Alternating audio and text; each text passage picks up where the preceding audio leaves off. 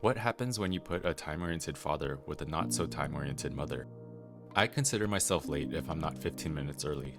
And I start getting anxious when plans start going past their expected end time, because it impacts my ability to show up 15 minutes to my next scheduled task. My wife is not so time-oriented. Being 30 minutes late is still acceptable, and staying for the entire event is more important than leaving on time. Making last-minute plans is the norm. The majority of my kids can't even read a clock. By default, they are also not time-oriented. So what happens when you put a time-oriented father with a not-so-time-oriented mother? You get a family that's regularly late and a father who's continuously anxious about being late. I had to learn how to trick my time-orientedness, and it took me 3 kids to figure it out.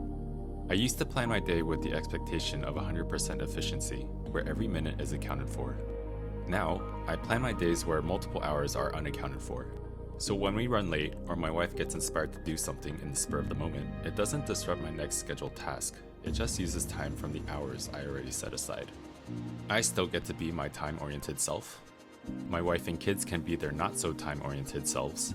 And together, we can be socially acceptably late to all things.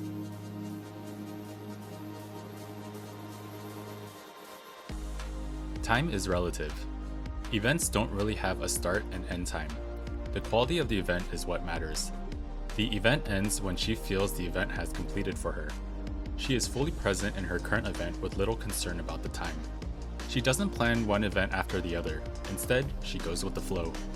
She has a mental list of events that she has to do, organized by importance. When she has free time, she does the next important thing on her list. However, if something else unplanned comes up that she feels is more important, then that becomes the next thing on her list. That thing that she was supposed to get done today? Well, that's an event for another day. Luckily for us, our orientations are not set in stone. My wife shows me how to be spontaneous and present in the now. I motivate my wife to plan ahead and not be too late. And together, we can show our kids the values of both time and event-orientedness. My oldest daughter is starting to ask time-oriented questions.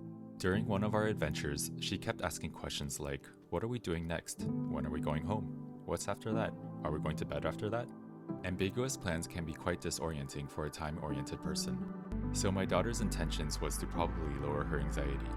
Nothing more, nothing less. However, these questions had a different impact on my event-oriented wife. My wife started wondering, is she asking about what's next because she is bored? Why can't she just enjoy the current event?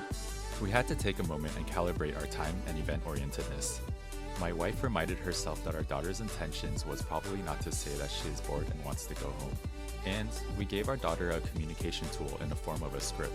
Instead of her questions, we encouraged her to say something like, I'm having fun. I just want to know what the plan is the rest of the day so I know what to expect. Sorry, wife. Maybe the other 2 kids will grow up event-oriented.